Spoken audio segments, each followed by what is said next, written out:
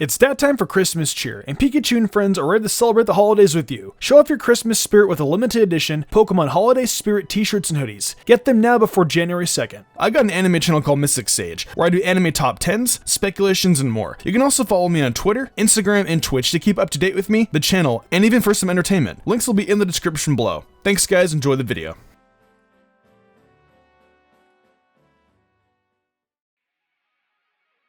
Now that Sword and Shield has been out for nearly a month, I'm sure most of you have finished the game by now. And once the story is over, one of the biggest tasks to complete after is 100%ing the Pokedex. Catching some Pokemon will be pretty easy, as you'll encounter a ton of Magikarp and Rookidee throughout the game. But what about those rare Pokemon that make completing your dex a huge pain in the butt? Well, after a bit of research, I think I found the 10 rarest Pokemon in Sword and Shield. One thing that I wanted to mention is that this won't be done in any particular order like a regular top 10. Between these 10 different entries, there are just so many factors to take into consideration that it would be extremely difficult to determine exactly which is one of the rarest of the group. So I feel it's easier in all of us doing it this way. At the end of the day, all these are pretty difficult to get in normal playthrough, and that's what counts on a list like this. One last thing to mention is that quite a few of these will be based on weather. We're going by the regular random chance everyone will have in a normal playthrough. So with all that out of the way, let's just hop right into it.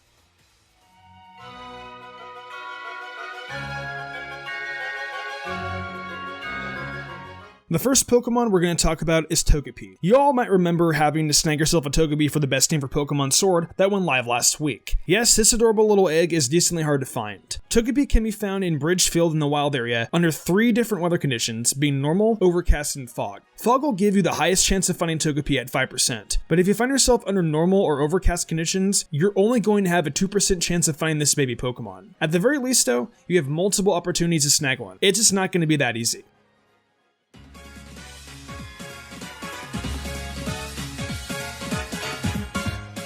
Coming up next, we have a tie between version exclusives being Genma and Larvitar. Now these two Pokemon can be found in the same exact location under the same conditions as the same level of rarity. The only difference is what version you're going to find them in, which is why we have them sharing the same spot. Both of these pseudo-legendaries in the making have a 5% chance to be found, which on the surface doesn't seem to be too bad. When you consider that they can only be found at the Lake of Outrage, it means it won't be until very late game that you even have the opportunity to find either one of them. And even once you get the bike upgrade, you'll only be able to find them under the weather conditions of overcast or intense sun. And even with all those conditions met, if any of them are over level 50, you'll have to wait until after you beat the 7th gym to actually catch them, making it just that much more annoying to get. So while these two might be easy to get for purchasers of the double pack, you can see that's not much the case of finding them normally in game.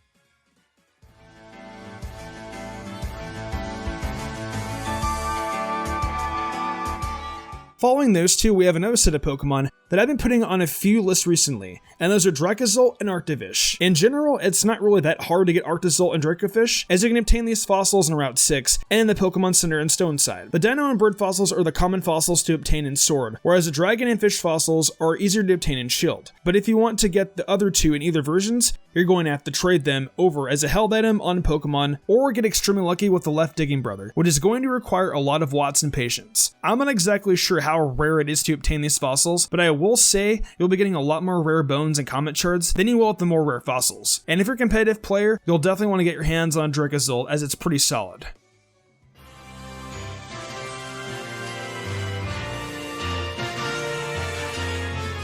In the next spot on the list, we have 2 more hard to find version exclusives in Stonjourner and Ice-Q. Now while these two counterparts are tough to find on Route 10, having only a 2% chance to find each of them, they at least have the benefit of being found in all weather conditions there. Like many other low encounter rate Pokemon on this list, they can also be found at the Lake of Outrage under certain weather conditions, being intense sun and sandstorm for Stonjourner at 2% and 5% respectively, and then snowing and snowstorm at 2% and 5% respectively for Ice-Q. When it comes to finding them on Route 10, they're definitely not the most difficult to find compared to quite a few others in this list, but don't think you're going to find them too quickly either. There's a good chance you'll be searching for quite a few minutes.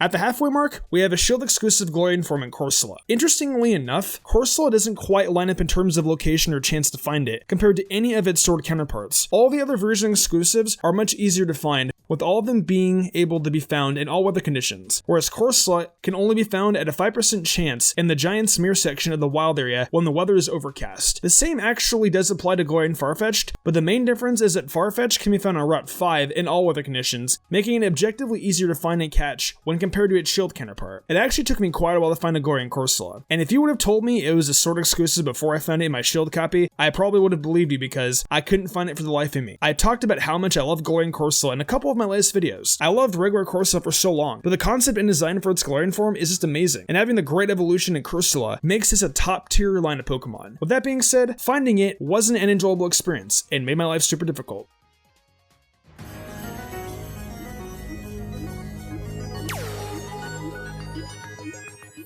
Getting into the second half of the list, I have two Pokemon you all were probably expecting, and that is both Togepi and Cloak. These two Pokemon in the Galar Pseudo-Legendary line are unbelievably difficult to find. Now, of course, this is a reoccurring theme on this list for sure, as the pseudo-legendary Pokemon are incredibly difficult to find in these games, usually being at a 5% chance under certain conditions. Usually that's not so bad, but with Togepi and Cloak it is. But both of them can be found yet again at our favorite location, the Lake of Outrage. And hey, you guessed it, there are certain weather conditions that need to be met in order to make either of them appear. For Togepi specifically, you have a 1% chance to find it in the grass when the weather is overcast. This gets bumped up to a gigantic 2% when the weather is either fog or thunderstorm. Yeah, because that's really helpful. Now, Cloak is made a little bit easier to find as it gives you one extra weather condition to find it under, being rain. Problem with that is that it's at a 1% alongside overcast. At the very least, Game Freak made it an overworld encounter so you can at least see the dang thing. But what does that matter when you have such low chances of finding one under such tough weather conditions? Honestly, the Togepi line is one of, if not my favorite pseudo-legendary lines in the entire series. They've got great designs, a cool typing, and most importantly, it's super strong. I would have absolutely loved to put the Togepi line on the best team because it's certainly one of the strongest Pokemon in the games. But unfortunately, it's just too hard to find, so we only got to admire it from afar. Maybe in some other region, this one will be a little bit easier to find. A guy can only hope.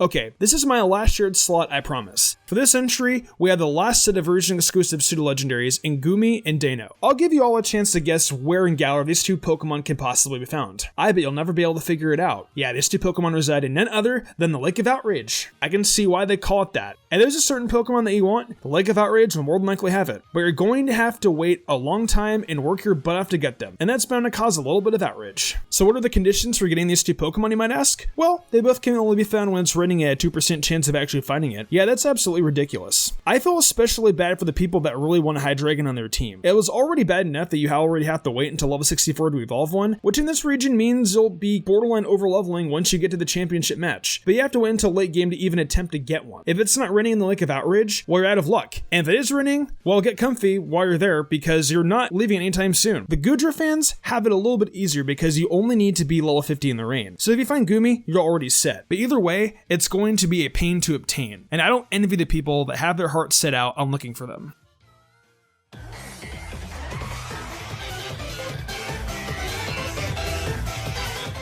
Next up, we have the adorable Pikachu wannabe, Mimikyu. I was very pleased to see that Mimikyu made it through the National Dex cut, as it's such a solid Pokemon, and it's just plain awesome concept-wise. But when it came to actually finding it, I wondered if I just imagined it being present in the trailers, because I couldn't find it anywhere. Well, the reason for that is because it only has a 3% chance of being found in the Giant's Mirror while there's fog. Now, you can also encounter it at Bridgefield as a strong encounter in the fog as well, but there's only like an 11% chance of getting that weather, and even then, it'll be level 50, so you won't be able to catch it until after you get the 6th badge. Now I will say that I do like the fact they can only be found in the fog, as that kind of weather is very fitting for an ominous Pokemon like Mimikyu, but only having those two locations and at such a low percentage is actually a pain. It really makes it feel like this Pokemon isn't even in the games at all.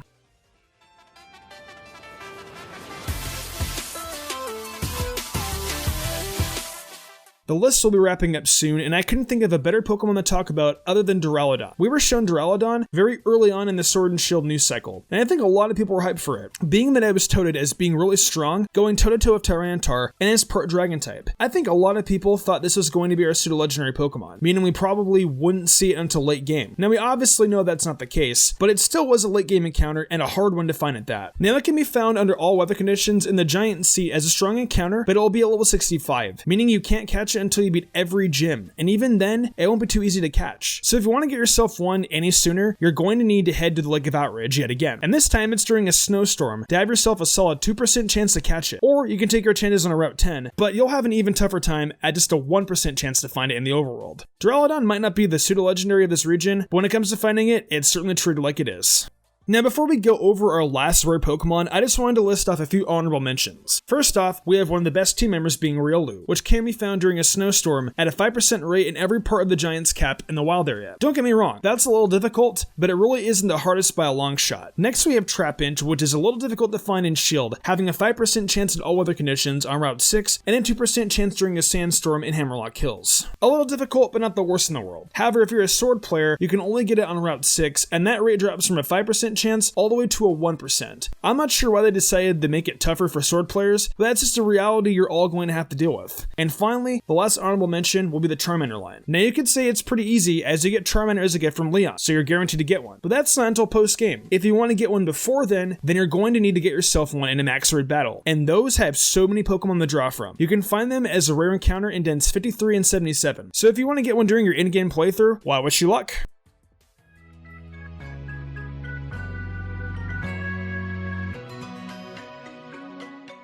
And finally, the last Pokemon we're going to talk about today is the Sea Creeper Pokemon, Delmas. Now, Delmas was such a hard Pokemon to get when Sun and Moon first came out, only having a 1% chance of being fished up while in the Seafolk Village, or a 10% while this spot was bubbling. Game Freak made that a little easier in the Ultra games, giving it a 5% and a 35% chance of being fished up. But it seems they wanted to go back on that and make it hard on us again. No matter what, Delmas is always going to be a 1% chance to encounter. Now, sure, there are 2 different areas in Route 9 that you can encounter Delmas, and it can be done in any weather condition, but you'll never get an easier chance of catching one. Now, I didn't have the time or patience to figure out the exact math for all these Pokemon to determine which is actually the hardest, but just from experience and taking a wild guess, I think it's safe to say Delmas is one, if not the rarest Pokemon to find in Pokemon Sword and Shield.